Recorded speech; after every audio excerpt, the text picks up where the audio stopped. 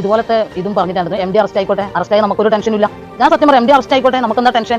M D arrest ആയി, ഇനി ശ്രീനാമയുടെ arrest ആയി, ആരും അറസ്റ്റ് ആയിക്കോട്ടെ, അതൊക്കെ കേസിന്റെ ഭാഗമായിട്ട് അതിന് ആ ഒരു രീതിക്ക് വേണ്ടിയിട്ട് അറസ്റ്റ് ചെയ്യുന്ന രീതിയിൽ വിശ്വസിക്കുന്നു ഞാനിപ്പോൾ. കാരണം നമ്മുടെ എം ഡി ഒരുപാട് ജനങ്ങൾക്ക് ഈ ഒരു പ്രസ്ഥാനം കൊണ്ട് ഒരുപാട് ജനങ്ങളെ ജീവിതം അത് മാറ്റി മറിച്ച ഒരു കമ്പനിയാണ് ഹൈറിച്ച്.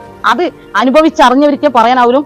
ആ ഒരു ചെറുവത്തൂർ എന്ന് പറഞ്ഞ ഈ ഒരു പഞ്ചായത്തിൽ രജിമ പടക്കേളപ്പ് ഹൈറിച്ച് നാഷണൽ പ്രൊമോട്ടർ എന്ന് അറിയപ്പെട്ടത് ഈ ഹൈറിച്ച് വന്നിപ്പോൾ. ഇന്നും ഹൈറിച്ചിന്റെ ഇഷ്യൂ വന്ന സമയത്ത് ഏതൊരു അമ്പലത്തിൽ സ്പോൺസർ വേണമെന്ന് പറഞ്ഞു. ഞാൻ പറഞ്ഞു അരി സ്പോൺസർ വേണം, നമ്മൾ തരാന്ന് പറഞ്ഞു. കൊടുത്തു. എന്തൊന്ന് പേര് എഴുതേണ്ടി വെച്ചു. ഞാൻ രജിമ പടക്കേളപ്പ് ഹൈറിച്ച് നാഷണൽ പ്രൊമോട്ടർ. അപ്പൊ അവരെന്നോട് ചോദിക്കാന്ന് ഹൈറിച്ച് ഇല്ലല്ലോ. അപ്പൊ ഞാൻ പറഞ്ഞു എന്റെ അച്ഛൻ മരിച്ചാലും അമ്മ മരിച്ചാലും നമ്മുടെ കുടുംബത്തിൽ ആര് മരിച്ചാലും അവരുണ്ടാവുമല്ലോ നമുക്ക്.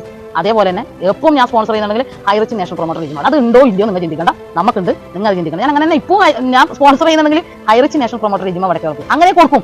അതിന് എന്റെ മരണം ഞാൻ മരിച്ചാലും അറിയപ്പെടുന്നത് Highrich national promoter Rejima പടക്കേളപ്പ്. Company ഉണ്ടോയെന്നൊന്നും ആരും കാണും. നമ്മുടെ മനസ്സിൽ നമ്മുടെ കമ്പനി എപ്പോൾ ഉണ്ട്. പിന്നെ ജോയിൻ ചെയ്തവർക്ക് ഇനി എല്ലാവരോടും ഞാൻ പറയുന്നത്, ആരും മറ്റുള്ളവരെ വാക്ക് കേട്ടിട്ട് ഇതിനെ വിലയിരുത്തണ്ട.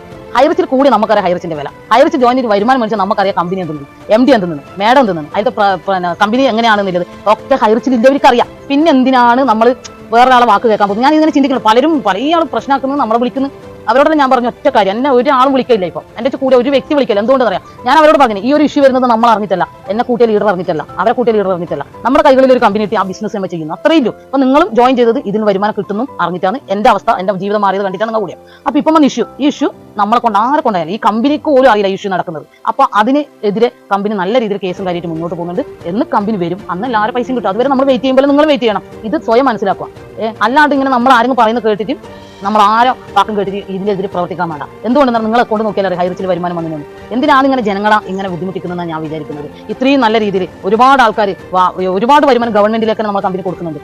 ഈ ജനങ്ങൾ അത്രയും നല്ല രീതിയിൽ ജീവിച്ചത് ഇന്ന് ഹൈറിച്ച് എന്ന് പറയുമ്പോൾ ഏതൊരാൾക്കും നമുക്ക് എന്നെ സംബന്ധിച്ചിട്ട് എനിക്ക് ഹൈറിച്ച് ഇല്ലാന്ന് അങ്ങനെ ചിന്തിക്കാൻ പറ്റാത്ത എന്തുകൊണ്ടെന്ന് പറഞ്ഞാൽ എന്റെ ലൈഫ് മാറിയത് ഹൈറിച്ചിലൂടെയാണ്, എന്റെ ജീവിതം മാറിയത് ഹൈറിച്ചിലൂടെയാണ്. എന്റെ നാട്ടിൽ ഇന്ന് പലരും എന്നെ പല ആളും നമ്മളെ പുച്ഛത്തോടെ പറഞ്ഞ ജീവിതത്തിൽ പുച്ഛമുണ്ടാവും. പക്ഷെ വിജയിക്കണം എന്ന് നമ്മൾ തുനിഞ്ഞിറങ്ങിയാൽ ആ പുച്ഛം നമുക്ക് മാറ്റി കാണിച്ചു കൊടുക്കാൻ പറ്റും. അങ്ങനെ ഇവിടെ എനിക്ക് മാറ്റി കാണിച്ചു കൊടുക്കാൻ പറ്റും. ഒരിക്കലും നമ്മൾ അഹങ്കാരത്തോടെ പറയില്ല. പക്ഷെ നമ്മുടെ ലൈഫിൽ ഹൈറിച്ചിലൂടെ മാറിയെങ്കിൽ നമ്മൾ അഭിമാനത്തോടു കൂടി പറയണം. ഇന്ന് എന്റെ നാട്ടിൽ രജിമക്ക് ഞാൻ സ്വന്തം എന്റെ ഐഡന്റിറ്റി ഉണ്ടാക്കിയെടുത്തത് ഹൈറിച്ചിലൂടെയാണ്.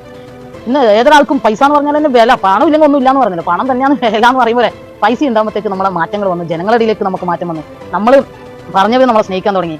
അന്നേരം ഞാൻ ചിന്തിക്കുന്നത്, ദൈവമേ പണത്തിന് ഇത്രയും ഒരു മനുഷ്യന്മാരുടെ ഇടയിൽ ഒരു സ്നേഹം വരെ വരണമെങ്കിൽ പണം ഒരു വലിയ സംഭവം തന്നെയെന്ന് ഞാൻ മനസ്സിലാക്കിയത് ഹൈറിച്ചിലൂടെ വന്നത്.